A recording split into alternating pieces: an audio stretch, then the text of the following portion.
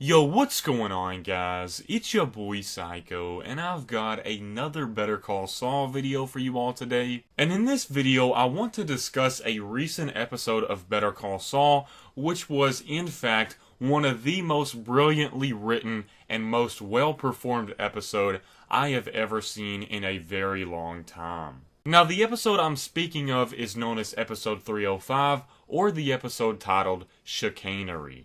Like I said, this episode was just absolutely brilliant. The writers did a fantastic job, not to mention Bob Odenkirk and Michael McKean, who plays Jimmy and Chuck, in addition to an awesome cameo and every bit of the story being put together in a perfect way to perform one fantastic act. I love how they integrated certain aspects of each episode that they had been building up to, where you're wondering, why is Mike taking pictures in Chuck's house? Why does it keep showing flashbacks with Chuck's ex-wife? Why did they talk about Jimmy taking a dump through a sunroof, other than the fact that it was humorous? Why did it show a flashback of Jimmy working at the gas station with the man taking advantage of the owner for money? With all of these pieces being integrated slowly over time, and then finally being put together like a perfectly constructed puzzle in this epic episode, it's one of the most satisfying things I have seen in a very long time, and it's a prime example of fantastic writing.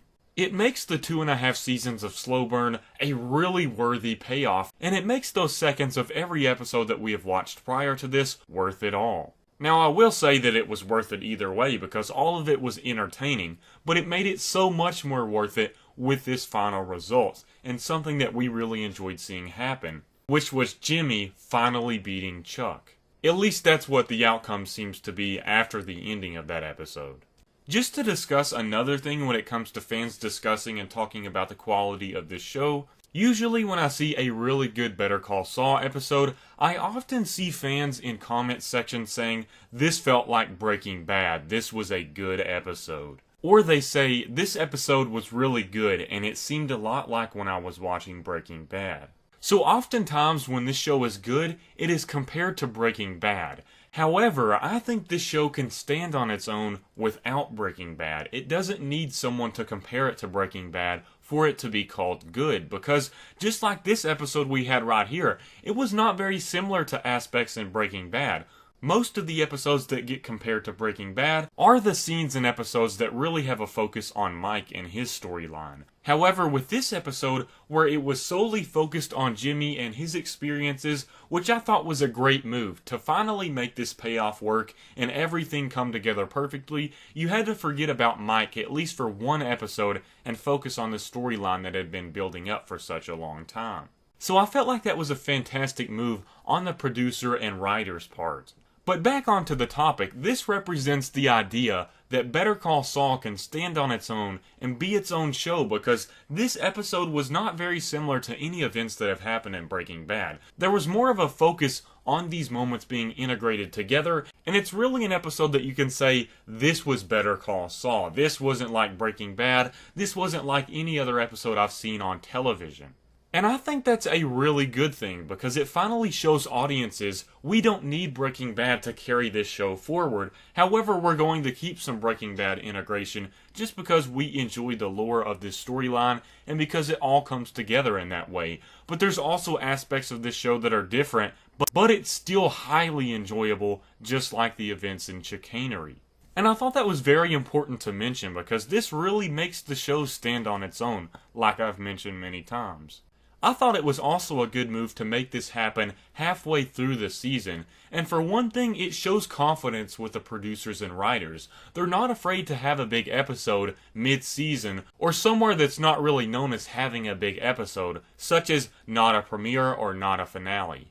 And I know a lot of shows that really wait for those big moments in the premieres and finales because they know that's where they will get the most ratings and increasing the viewership. However, these producers are confident in their works, and they don't let those premieres and finales decide on the big events that will happen. And I really have a lot of respect for that because it takes balls. Finally, before I end this video, I just want to discuss Michael McKean's performance as Chuck in this episode and throughout the series so far. To be honest, I think Chuck is a really interesting character to analyze, because if you actually look deeper into Chuck as a character, you can see the fact that if we were following Chuck this whole time, it might be easy to imagine that Chuck is on the right side instead of Jimmy. I think it just depends on the perspective, to be honest, because in a certain sense, Chuck is the one that's in the right because he follows by the rules normally. However, we like Jimmy because we're on his side and we've seen him over the years, and we've seen the different disadvantages he's faced, even when he's tried to do the right things. So we are on his side because of this,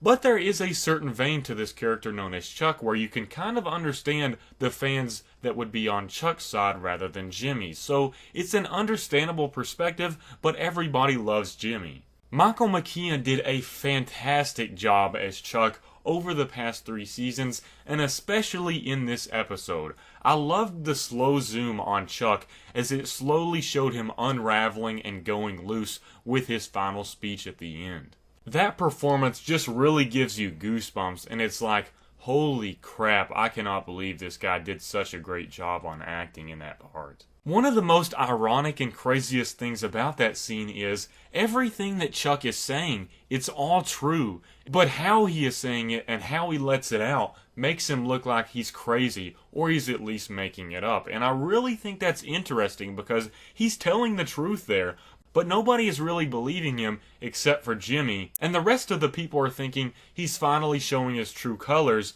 and the idea that he hates Jimmy. And they're also questioning how solid he is mentally. The imagery at the very end of the episode was fantastic as well, and a wonderful work on cinematography, where we can see the exit sign, we hear it buzzing, and we can also see Chuck in the background.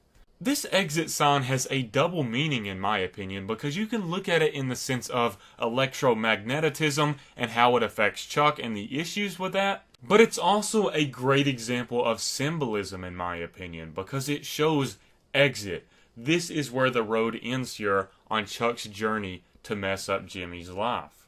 Or it could simply mean this is the end for Chuck's battle and that Jimmy is going to win. But a third potential meaning could be that this is the end for Jimmy McGill and the start of Saul Goodman. However, but looking at this back with Chuck in the background, it seems to make sense that this could be the end for Chuck and the symbolism for that, but it could be a combination of all three. However, it would make sense in the idea that this could be the end for Chuck because, as the people saw from the bar committee, Chuck is not the most solid person mentally, like mentioned earlier, because he finally came unhinged in the episode and showed his true colors and true feelings.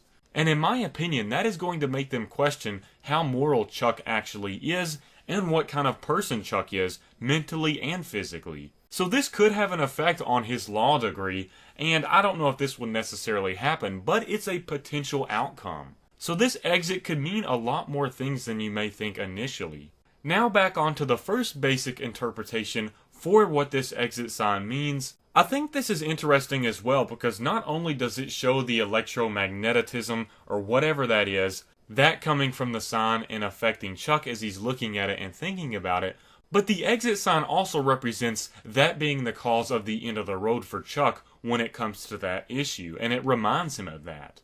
Anyways, I just wanted to give my little breakdown or analysis of this video, so I hope you all enjoyed, and if you did, please make sure to leave a like. That really helps me out, and it shows me that you would like to see more Better Call Saul videos in the future, whether it's breakdowns, analysis, just talking about my reactions to a certain episode. So I definitely plan on doing some of those if you all do want to see them. This was definitely one of the best hours of television in an episode that I have watched in a long time, and the best thing about it was they didn't need a ton of action and killing to create that feeling for me. As always guys, I really do appreciate you watching. Peace out.